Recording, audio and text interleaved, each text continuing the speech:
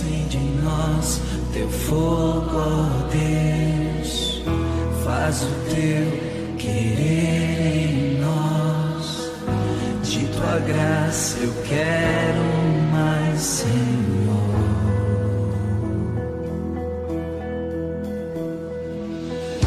Vem Espírito iluminar, vem Espírito restaurar, vem Espírito tomar posse de nós. O Senhor esteja convosco. Ele está no meio de nós. Proclamação do Evangelho de Jesus Cristo segundo João. Glória a vós, Senhor.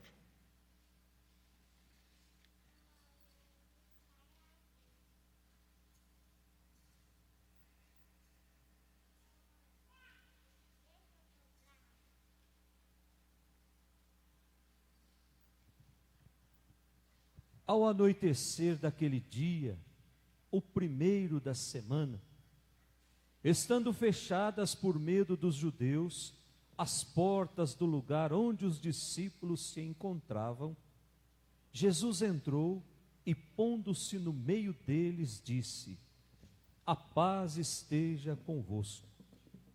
Depois dessas palavras, mostrou-lhes as mãos e o lado. Então os discípulos se alegraram por verem o Senhor.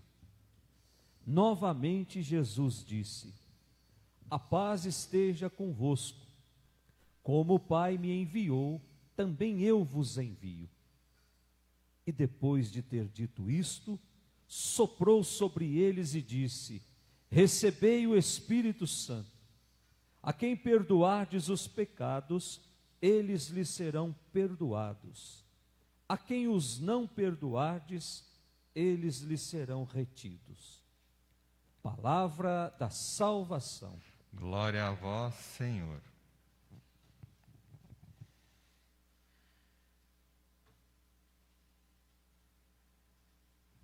Que as palavras do Santo Evangelho perdoem os nossos pecados. Amém. Amém. Podemos sentar.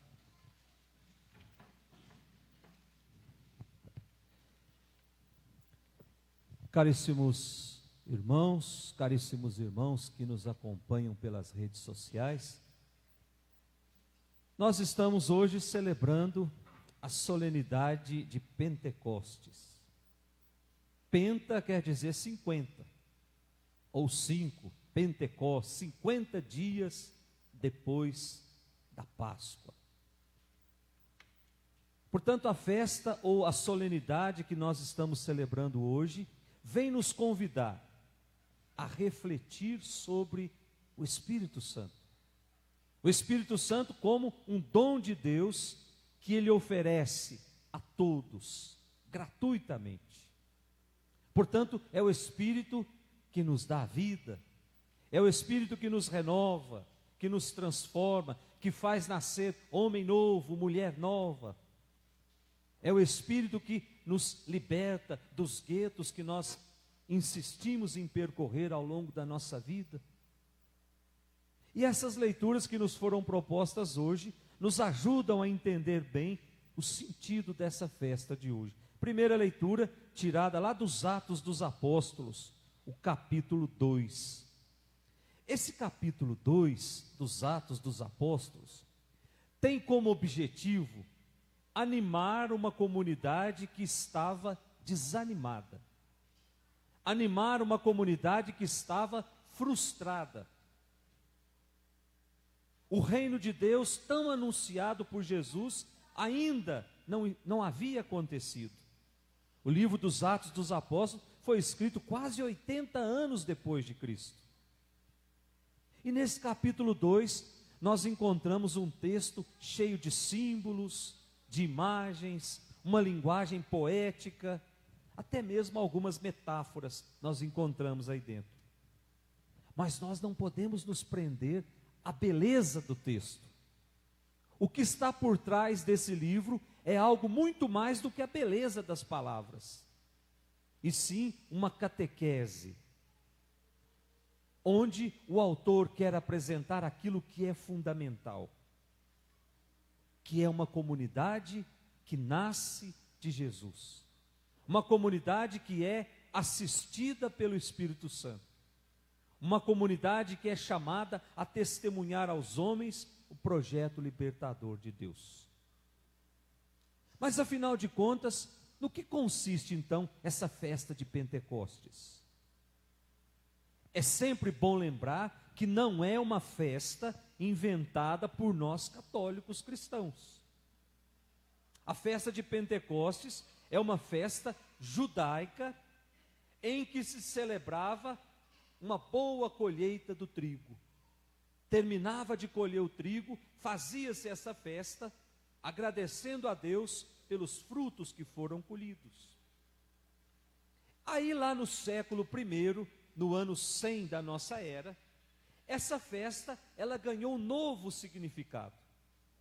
Ela passou a ser a celebração da aliança de Deus com o seu povo lá no Monte Sinai, quando Deus dá as tábuas com os 10 mandamentos para Moisés.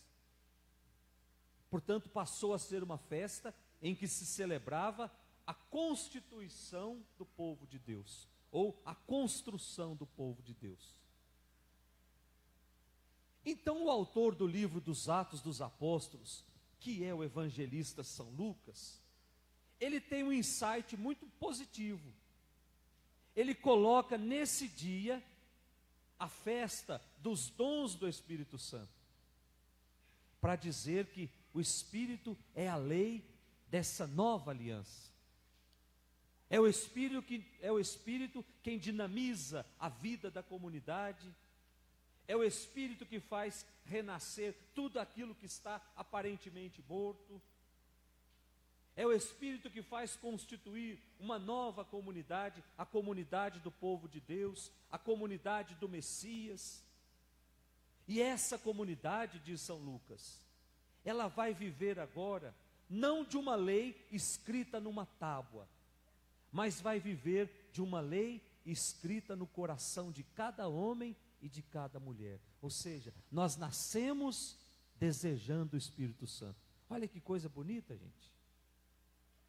E esse Espírito, diz São Lucas, é apresentado como uma força de Deus. E aí nós temos os símbolos, pelo vento, pelo fogo. A palavra Espírito tem uma das traduções que é pneuma. Vem lá do grego. Aí a gente entende a palavra pneu. O que é um pneu? É algo que é cheio de vento. E o Espírito é apresentado como vento, como sopro. Mas também é apresentado como fogo, como línguas de fogo. Ou seja, é a identidade cultural de cada grupo, mas é também uma maneira de se comunicar, de estabelecer laços duradouros entre as pessoas. Ou seja, é uma forma de criar comunidade. Portanto, quando a primeira leitura vem dizer que falar novas línguas é criar essa possibilidade de me comunicar com o outro, de superar o meu egoísmo, de superar a divisão que está implantada no meu coração, ainda mais nesses tempos difíceis. Superar tudo isso, permitir que o Espírito faça de nós uma única pessoa, faça de nós uma única comunidade. É superar tudo isso. A comunidade que nasce é a comunidade onde a ação de Deus pelo Espírito Santo modifica profundamente aquelas relações estragadas que nós andamos cultivando e nos leva à partilha. Portanto, diz São Lucas, todos os povos escutarão a proposta de Jesus e terão a possibilidade de integrar-se nessa comunidade onde se fala a mesma língua, onde todos poderão experimentar o mesmo amor. São Lucas está querendo dizer que é a linguagem do amor que está valendo agora. E a linguagem do amor, ela vai muito além de uma identidade cultural. A linguagem do amor, ela se faz ser entendida pelo mundo inteiro. Um gesto de amor, sem dizer uma só palavra, me faz ser compreendido. E é isso que, quando João, o Evangelho apresenta João como discípulo amado, aquele que amava Jesus, aquele que era amado por Jesus, ou seja, aquele que está sempre em sintonia com Jesus, é capaz de falar essa linguagem do amor. É capaz de não deixar crescer no seu coração a erva daninha da indiferença, a erva daninha da inimizade, do rancor, da mágoa. Portanto, é preciso abrir-se à ação desse Espírito. Pentecostes é isso. É uma comunidade que nasce da ação do Espírito, onde todos são capazes de se comunicar, onde todos são capazes de se relacionar, porque o Espírito reside no coração de todos, como uma lei suprema, como fonte de amor, como fonte de liberdade. Depois da nossa segunda leitura, tirada lá da carta de São Paulo aos Coríntios, o capítulo 12, Paulo vem dizer nessa segunda leitura, esse arame aqui está enroscando toda hora aqui, vamos ver. Paulo vem dizer nessa segunda leitura, que não existe cristão de primeira ou de segunda categoria, que era o que estava acontecendo dentro das comunidades. Aqueles que estavam envelhecendo nas comunidades, que estavam prestando serviço nas comunidades há 30, 40 anos, se achavam melhores do que aqueles que estavam chegando. Então começou a espalhar na comunidade que existia os cristãos de primeira linha e existia aqueles que estavam chegando agora. E isso, às vezes, é ressuscitado nas nossas comunidades. Eu já passei por comunidade, por paróquias, onde as pessoas que estavam mais velhas lá não aceitavam os jovens de jeito nenhum. Sempre arrumava algum argumento para mandar a juventude embora, porque tinham medo de perder aquilo que construiu. Isso não é estar a serviço, isso é estar a serviço de si próprio. Porque quem quer colaborar na comunidade fica feliz quando alguém vem ajudar a fazer aquilo que eu estou fazendo há tantos anos. Isso é uma forma que o Espírito achou de renovar as comunidades. Nós não pedimos, quando a gente canta, enviai o vosso Espírito para renovar tudo.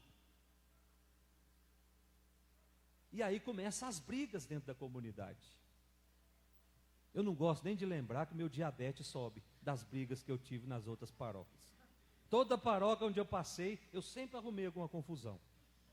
Aqui no começo foi também, mas agora, graças a Deus, está uma beleza. Mas por quê? Porque tem pessoas que seguram aquilo ali e não soltam por nada. Aí tem gente nova querendo ajudar, parece que está ameaçando. Então eu preciso fazer de tudo para me botar aquela pessoa para lá. Eu vou ficar com essa chave aqui a vida toda. Então não se abre a ação do Espírito. Quando a gente se abre a ação do Espírito, nós somos capazes de nos alegrar com aqueles que estão chegando para ajudar a construir esse reino sonhado, querido e desejado por Jesus. Então São Paulo está dizendo, não existe ninguém melhor do que ninguém. Tudo que nós fazemos precisa ser pelo bem da comunidade. Aí ele compara, segunda leitura, a comunidade a um corpo com muitos membros, que apesar da diversidade dos membros e da função de cada um, o corpo é um só. Em todos os membros circula a mesma vida, pois todos foram batizados no mesmo Espírito. Então, sem essa de achar que nós somos melhores do que os outros. Cadê o Guilherme que vai fazer vestibular? Quais são as partes de um corpo? O corpo humano se divide em 3 partes: cabeça, tronco e membros. A cabeça se divide em 2 partes: o crânio e a face. O tronco se divide em 2 partes: o tórax e o abdômen. E os membros se dividem em membros superiores e membros inferiores. Os membros superiores, braço, antebraço e mão. Os membros superiores, a coxa, a perna e os pés. Essas são a divisão de um corpo que nós podemos ver. Mas o corpo, enquanto igreja, ele não pode ser dividido. Nós somos os membros desse corpo, que é a igreja. cada um com a sua função. Nenhum membro é mais importante do que o outro. Cada um executa uma função diferente. A perna não faz aquilo que o braço faz. O pé não faz aquilo que a mão faz. Mas nesse corpo circula a mesma vida. Então não existe um sangue melhor numa parte do corpo e um sangue pior na outra parte. Nos membros circula o mesmo sangue, circula a mesma vida de Cristo. E é isso que São Paulo está querendo dizer. Nenhum membro é melhor do que o outro. Até porque nenhum membro fora do corpo é capaz de produzir alguma coisa. Experimenta cortar um braço e colocar em cima da sua mesa lá, para ver se vai crescer outro corpo ali. Ele vai apodrecer. E membro católico, cristão, que não está ligado à sua igreja, cuja cabeça é o próprio Cristo, ele apodrece nesse mundo. Ou o mundo leva a apodrecer sozinho, porque não vai circular nele mais a vida de Cristo.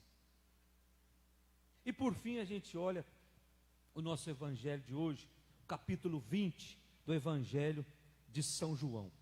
Esse evangelho, nós já lemos ele lá no domingo depois da Páscoa. Até porque, como que começa o evangelho, gente? Dá uma olhadinha aí no evangelho que nós lemos hoje. Como é que começa? Versículo 19. Ao anoitecer daquele dia, o primeiro da semana. Então, está falando aqui do domingo de Páscoa. Porque no evangelho de domingo de Páscoa, está dizendo assim: no primeiro dia da semana, bem de madrugada, Maria Madalena vai ao túmulo de Jesus e percebe que tem alguma coisa errada ali dentro. Não está escrito assim, eu estou só resumindo. E aí ela sai correndo e vai contar para Pedro e para João que roubaram o corpo de Jesus. E aí Pedro e João vai correndo, chega lá no túmulo e constata que Jesus não está ali dentro. Então esse é o primeiro dia da semana. Então depois desse episódio de madrugada, lá pelas 5 horas da manhã, o que acontece? Eles vão sair espalhando que Jesus tinha sumido. E aí esse mesmo Jesus, naquele mesmo dia, se faz companheiro de caminhada daqueles 2 discípulos que estavam indo embora para Emaús, porque haviam se decepcionado que Jesus ia instaurar esse novo reino e não aconteceu nada. Então vamos pegar nossas coisas e vamos embora. E aí Jesus vai encontrar-se com os 2, eles não reconhecem Jesus. Isso tudo aconteceu num dia só. Então esse evangelho já está no finalzinho do dia, por isso que começa ao anoitecer daquele dia, o primeiro da semana. E aí os discípulos começou a escurecer, se esconderam dentro de um buraco, fecharam bem a entrada da caverna, de medo com que os judeus fizessem com eles o mesmo que fizeram com Jesus. E aí diz o evangelho que Jesus aparece ali, que Jesus se coloca no meio deles.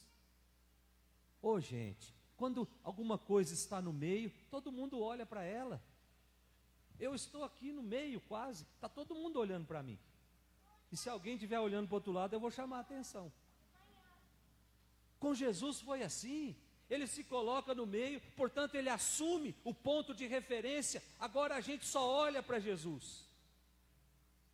E aí quando vê que todo mundo está olhando para ele, o que é que ele diz? Continua lendo aí. Jesus entrou-se, colocou-se no meio deles e disse, versículo 19, a paz esteja convosco. Olha que coisa bonita, gente. Jesus está dizendo assim que onde ele está tem que ter a paz. Se não estamos vivendo a paz é porque Jesus não está no ponto de referência nosso. É porque Jesus, os nossos olhos ainda não estão vendo totalmente Jesus. Agora, se o nosso coração está em paz, é porque nós estamos com os olhos fixos em Jesus. E toda vez que os nossos olhos estão em Jesus, nós não temos medo. Lembra de Pedro, quando pediu para ir caminhando sobre as águas até Jesus, e Jesus falou, pode vir.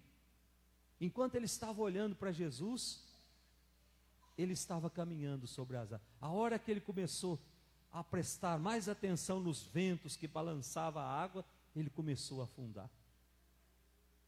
Mais uma vez, Jesus está dizendo que se os nossos olhos estão nele, nós não precisamos ter medo. E aí continua o evangelho, Jesus mostra para a comunidade as mãos chagadas, as mãos ensanguentadas, as mãos ressuscitadas. E aí o que acontece? A comunidade se enche de alegria. Mas depois Jesus transmite sobre essa comunidade o Espírito Santo. Num sopro, soprou sobre eles o Espírito Santo. Depois de transmitir a serenidade, a tranquilidade, os discípulos superaram o medo e a insegurança. Afinal de contas, o ressuscitado está no nosso meio. E nós vamos nos alegrar quando nós tivermos a certeza que é Ele mesmo. Por isso que Ele mostrou os lados abertos, mostrou as mãos e mostrou os pés. Aí lá no versículo 20 diz que com isso os discípulos se alegraram. E ao se alegrarem, Jesus sopra o Espírito Santo sobre a comunidade. Portanto, o Espírito vem quando nós não temos medo. O Espírito vem quando o nosso coração está em paz. O Espírito vem quando o nosso coração se enche de alegria. E aí sim vem o sopro do Espírito. E o sopro, o que nos lembra, gente? Lembra Deus lá no livro do Gênesis, criando o homem.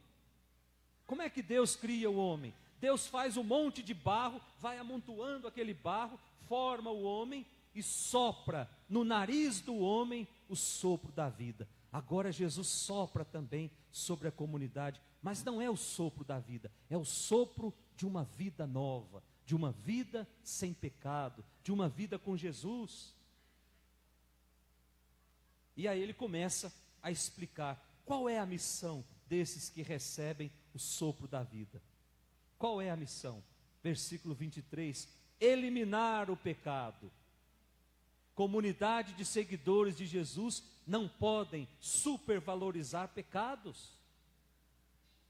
Aí ele diz, a quem perdoardes os pecados, eles serão perdoados. A quem não os perdoardes, eles serão retidos. Ou seja, Jesus está dizendo, se nós tivermos a oportunidade de eliminar o pecado do nosso coração, nós já estamos com o céu garantido. Mas se nós não tivermos essa coragem e não insistirmos em ter essa coragem, nós vamos sempre estar caminhando à margem da salvação. Nós vamos perceber aquelas pessoas que caminham conosco, indo à frente e nós rastejando atrás, porque nós não temos coragem de tirar esse fardo que é o pecado da nossa vida. Vamos pedir para Deus essa graça, nessa Eucaristia que nós estamos celebrando. Que tenhamos a coragem de eliminar de uma vez por todas as situações de pecado do nosso meio. Louvado seja nosso Senhor Jesus Cristo.